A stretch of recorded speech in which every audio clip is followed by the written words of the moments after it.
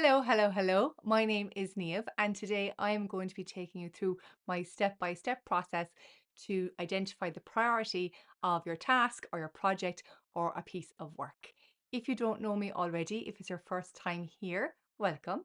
I am Neve and I'm on a mission to help you create a better workday. So I teach you different ways to manage your time, energy, and attention at work so you can feel calm, confident, and in control even on the busiest of days. Now, last week I put up a video on how to plan your week, and the idea was to check what capacity you had before you decided to commit to things or schedule things into your calendar. But I know that sometimes there are a lot of things to do and not enough time to do it. And the difficulty arises when you're trying to decide what the priority is for different things and which one should stay for this week and which one should move on. So that's what I'm going to talk about today. As always, I have a little template that you can download. I'll put the link in the description and in the comments. And what I would say about the template is that you do not need to use it every single time. So the template is there to show the process or the logic behind the priority technique or prioritization technique. I'm all fumbles today. It's not something that you have to complete every single time. So there might be days where you just use it as a checklist, just to make sure you haven't forgotten anything. There might be other days where there are some things that you have to work through with more consideration and you are going to actually fill in the spreadsheet line by line. So when it comes to managing your priorities or deciding what the priority something is, it's very easy to look at them in isolation and say, oh, that's high priority. That's very important. This thing is critical. That thing must be done. But the thing is, when we look at them in isolation, we don't get a sense of the bigger picture or how they relate to each other. And that's sometimes how everything ends up on your to-do list. And I was an absolute a dinger for doing this. I would look at everything in isolation, saying, yes, these things are all important, and then they would all be on my list. So, the first thing I would say to you is you need to look at your tasks or your projects or whatever way you group your work together. And we're going to draft the priorities first and then review them together and then set the final priority. So, that's very important, even if you do nothing else. And you've got your own way of prioritizing, do that, do it together. And when we have that, then we can, as I said, see the bigger picture, but you can also better explain to other people why certain things are being pushed out because you can show them the relative priority of other items, which is great. In my spreadsheet, I've got a couple of different columns, each of which form a part of the priority puzzle.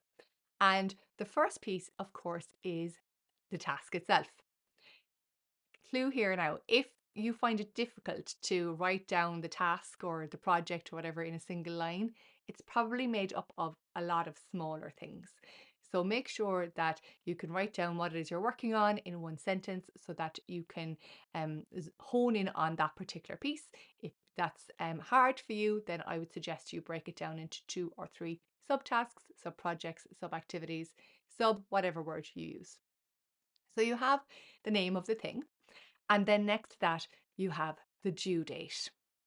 Now, be careful if this is something that you assigned yourself and you pulled a due date out of the air because you thought that would be a good day to have it done by. Have you ever done that? Because I do that. It's like, oh, I have this idea for this thing and I should do it by next Friday. Now, there's no reason why, like Friday just seemed a good day at the time. But then, of course, when you put into the mix with all the other things, what you're doing is you're creating that false sense of pressure and an unnecessary pressure at that. So check the due date. If it's internally assigned, if you gave it to yourself, ask yourself why that date. Is it really a real date or is it just a date that you had as a nice to have? And if it's externally assigned, if somebody else gave it to you, I want you to ask why that date. So is it because they're going to use it straight away? Or is it because they wanted to give themselves a little bit of buffer time, so they wanted it from you early? Or maybe they didn't put an awful lot of thought into it and they just said, oh, next Thursday, right?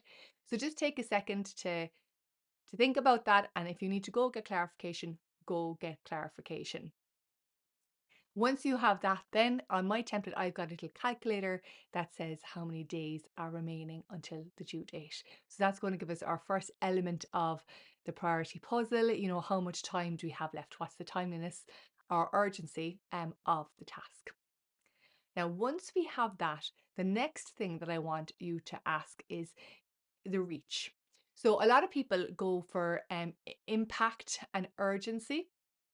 So I like to talk about reach, and that is how many people are going to be affected by the work.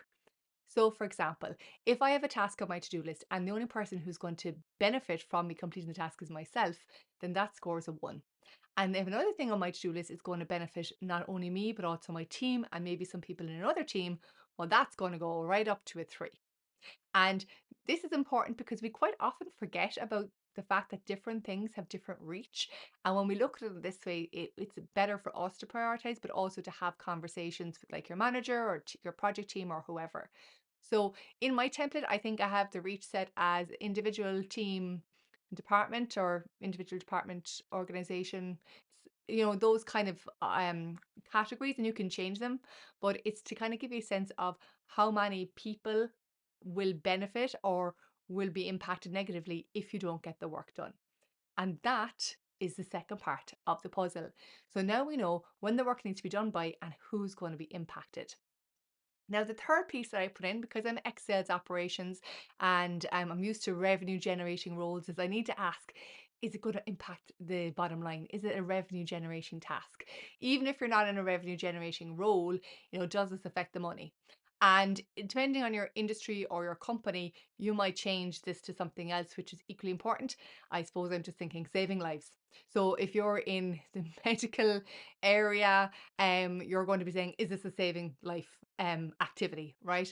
If you're in a commercial space, is this a money impacting activity? So basically, is it going to make a significant difference to the main thing that you're there to do? And if it is, you mark yes. And now that is a big differentiator between the we'll say revenue generating activities, because it's linked to the money. And we don't ask that enough. So those three things, the due date, so the days remaining, the reach, so the amount of people that are going to be impacted, and whether or not it's linked to a revenue or some other very important element, all creates what I call the priority score. And it doesn't end there, first of all, but it's basically a multiplier so that you are able to then rank your tasks from largest to smallest. And it just gives you a bit of a sense of what the black and white priority looks like. But if we were to stop there, you're probably going to get a lot of pushback from people because they're like, yeah, but I know it doesn't look important, but it is. And then you have the conversation, and it's because, there's other people that are affected that you didn't know, or maybe it's linked to a specific project, or, there's other things going on that you need to consider. And that's why here comes I suppose the deeper thinking element of it. And I want you to look at the risk or reward, and you have to type this in. So if you do it, what's the reward? If you don't do it, what's the... And for each task, you write that down. So you might have something which looks to be very low priority, based on everything else. It's not due for ages. It's just your team that's impacted. It's not the whole company, and it's not revenue generating.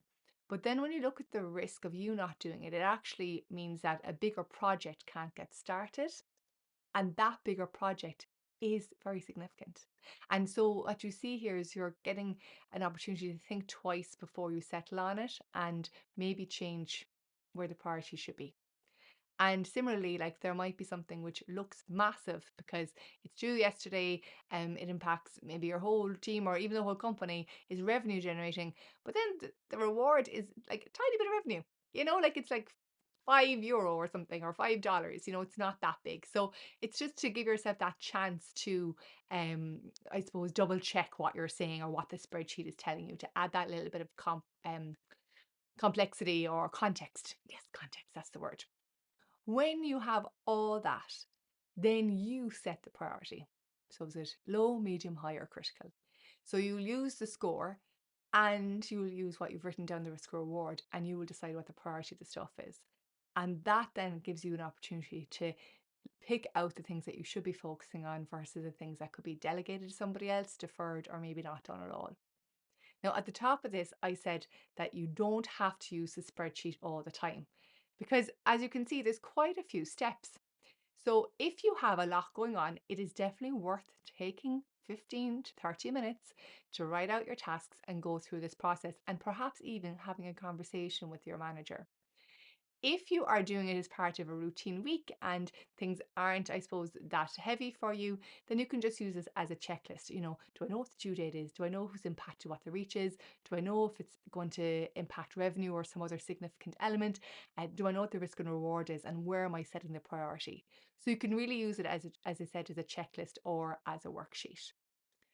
So I hope you found that helpful. I know there was a lot. So download the template, stop and rewind the video if you need to, and go back over it a few times. It's only in Excel or Google Sheets, so you can add and remove columns if you want. But I do think that these elements form the basis of solving the priority puzzle, and are a good foundation for you. So that's it from me. If you found this helpful, please let me know by liking it. It will help me know what you find helpful. It will also help you.